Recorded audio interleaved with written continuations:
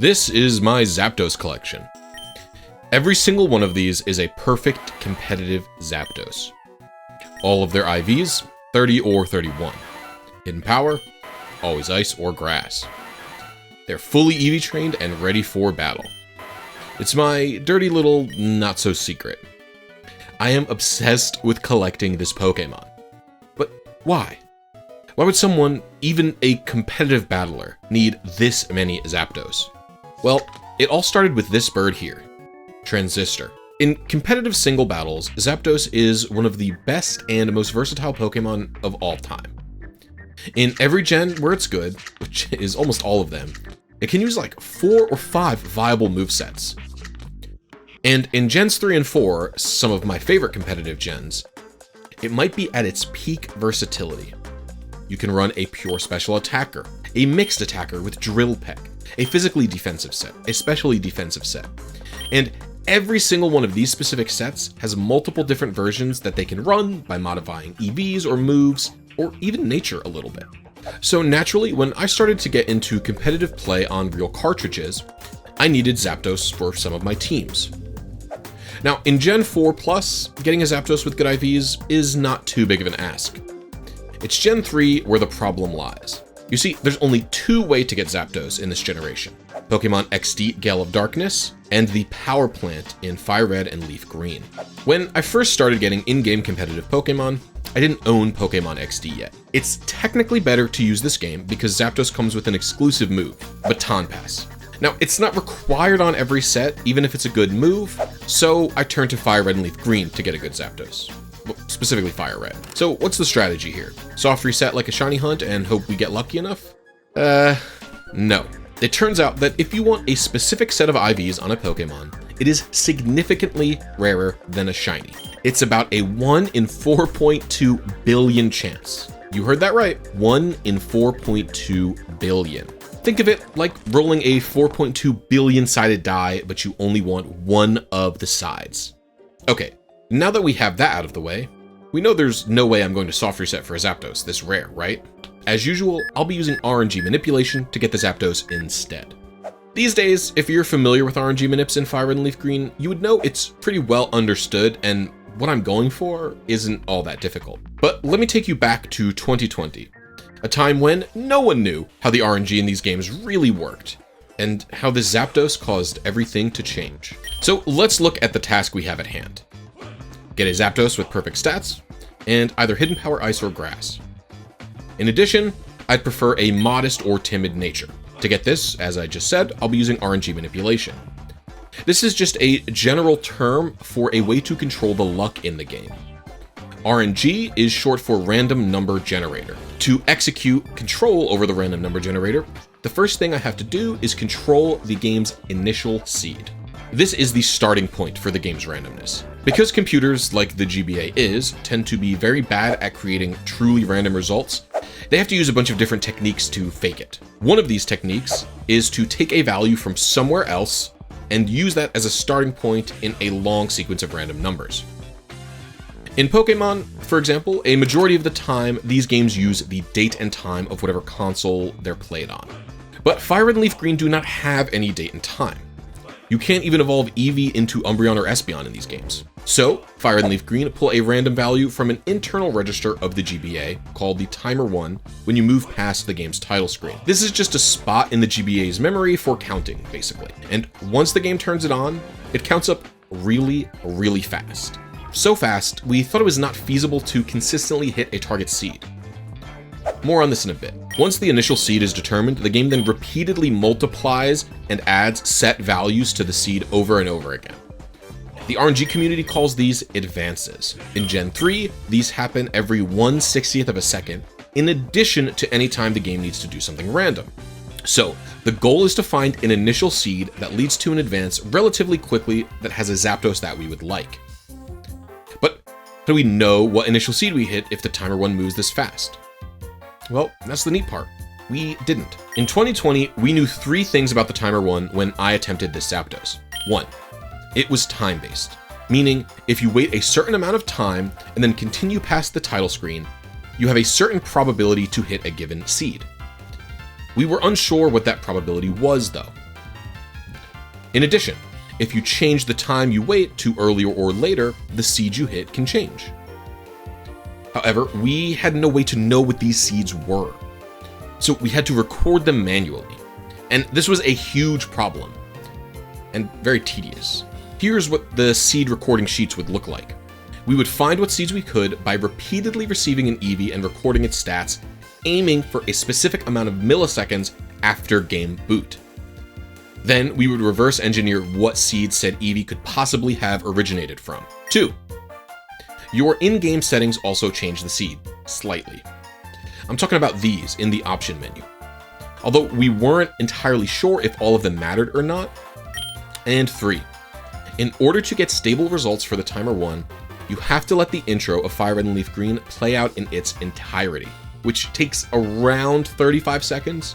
You can do something like 34.9 if you really want. Almost all of this knowledge came from the Japanese RNG manipulation community.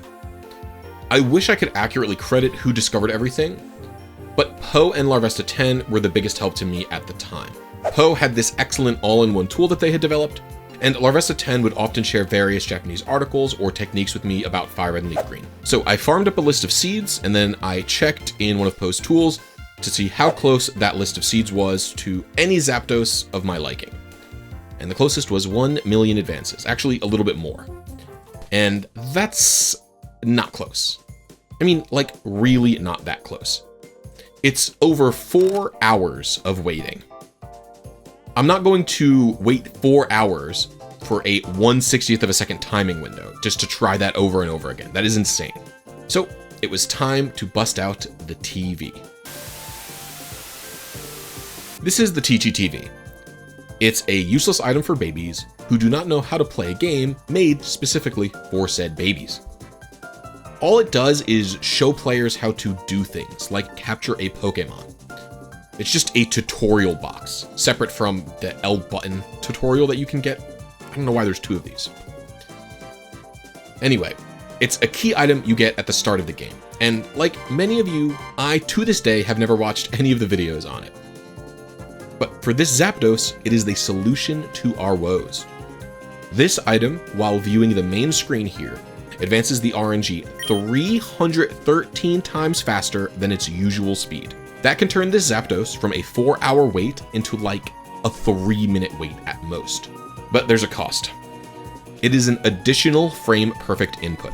That means I'll have to make 3 frame perfect inputs without error consecutively. And these games run at 60 frames per second. Luckily, Poe had made a tool to easily convert my target advance into a format suitable for Teachy TV, because you have to do a lot of calculations to figure out when to open the TV, when to close it, how long to be in the overworld, etc. So in Poe's tool, I put in how many advances my Zapdos is going to take, and then I put in how many advances I'm willing to wait in the overworld. The goal is to keep this as small as possible, because the longer you're in Teachy TV, the quicker the RNG advances are going by and the less time you have to wait in total. So the last step of the setup here is to engage in some seed confirmation. You see, since I was so unsure which seed I would get, I didn't want to waste precious attempts on incorrect seeds. That's where Abra and the Game Corner come into play. At the start of the manip, I'd buy an Abra and use its stats to determine if I was on the correct seed or not. This is something else that Poe's tool could do for me. From there, I'd fly to the Poke Center near Rock Tunnel and head to the power plant for the manip. This strategy, while solid on paper, would come back to bite me in the ass. Anyway, with all the preamble done, let's look at a typical attempt. First of all, I've got 2 timers open because of the Teachy TV. One is the total timer, the length of the entire manip, and the other timer is just for the length of time I have to spend inside of the TV. The total timer is a 3-stage timer. It tells me when to press A on the title screen, when to receive the Abra, and when to press A to encounter Zapdos. The TV timer just tells me when to exit the TV. There is no timer for when to enter the TV. All that matters is that we spend the same amount of time inside of it every single attempt. So I start by getting my seed, and then getting an Abra, and confirming everything is good. Once I know I'm on the right seed, I then sprint to Zapdos. And once I make it there, I open the TV and start my second timer. Once that finishes counting down, I press B to close the TV. After that, I leave the start menu open, and when the final timer finishes, I close the menu to encounter Zapdos. And I missed. How far away was I? Was I close? Well, this was a few runs in, so I have dialed in my timing pretty well by now, right? According to Poe's tool, I was 312 advances late. What? But on the attempt before this, I was only 3 advances off. I was so close, what happened? To put it into perspective, there's 60 advances in 1 second. That would mean I was like 5 seconds late? Well, that's not possible, right? Well, it is and it isn't. What's happening here is a fault of the tool that I'm using to convert the regular target advance into TV target advances. The way Poe is calculating how early or late I am is by taking the advance hit and then dividing it by 313, because this is how many advances the TV does per frame. The result of that operation is how late or early I was exiting the TV. The remainder is then assumed to be regular overworld advances. So what's wrong with that approach? Well, 312 doesn't give any whole numbers when divided by 313. So the tool just thinks that's how late that I was. This made it very, very difficult for me to dial in just how close I was to my target Zapdos. So I decided to fix it myself. This is actually the very first program that I wrote. Originally, it was in C++ and a desktop app, but I've since remade it for web browsers, so I don't have to worry about what operating system the user has. The main improvement I made math-wise was on calculating how far a player missed by. When I divide the target hit by 313, I take the remainder and check if it's greater than or equal to 156, which is the halfway point between 0 and 313. If it is greater, I assume you actually missed a TV advance, and I increment your target TV advance by 1, while subtracting 313 from your out of TV advances. If it's less than 156, I assumed you were late by that specific amount. I also do the same procedure with minus 156 to check how early you were. This made calibrating and figure out how close I was to my target Zapdos significantly easier. Let's compare what my tool spits out to what Poe's tool spits out, and you can see the difference. Plus, this program is in English, so people in my community could more easily use the tool. So with this new updated program in hand, I took to doing many, many more attempts, and I still couldn't get it. I was having a real problem with consistency. I noticed I was only hitting my desired seed around 40% of the time, which really stunk. My solution to this was a bit unhinged, to say the least, but it ended up working out. Rather than look into how this initial seeding business works more thoroughly, I checked what other seeds I hit on the timer that I was using, and it turns out about 20% of the time I was hitting a different seed that had a different acceptable Zapdos. So I opened up 2 more timers, and when I start the RNG process, I would start 2 total timers. Then after the seed attempt, when I got Abra, if I hit either one of my target initial seeds, I would cancel the other timer and run to the power plant, where I would use the Teachy TV timer of the target that I actually hit. You'd think with this improvement, everything else would go smoothly and there'd be no problem, right?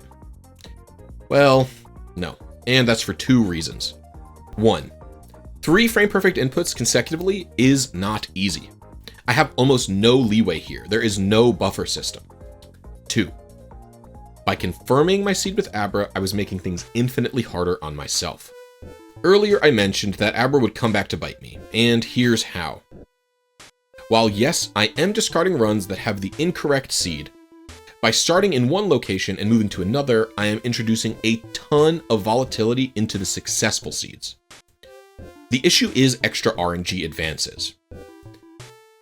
The main way the game moves the RNG forward is passively. Every time the screen finishes rendering, the game does in advance. But also, the game advances the RNG if it needs to check for random stuff. This includes NPCs wandering in random directions, checking if the player should get into encounters, and those wild overworld cries you hear in this gen. At the time, I thought that repels would mitigate the second issue, but they do not. The game first checks to see if the player should get into a battle, and thus does some RNG advances, and then after it determines, yes, there's a battle here, it checks, oh, is a repel active? If so, discard the encounter.